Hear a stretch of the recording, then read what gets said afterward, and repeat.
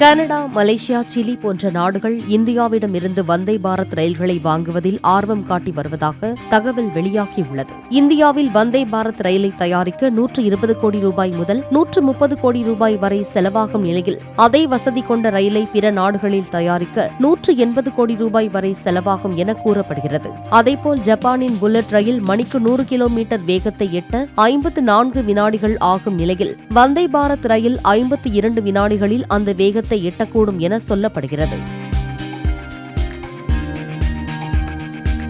மேலும் விமானத்தை விட மிக குறைந்த ஒலியை வெளிப்படுத்துவதுடன் குறைவான ஆற்றல் சிக்கனத்துடன் வந்தே பாரத் ரயில்கள் இயங்குவதாகவும் அதிகாரிகள் தெரிவித்துள்ளனர்.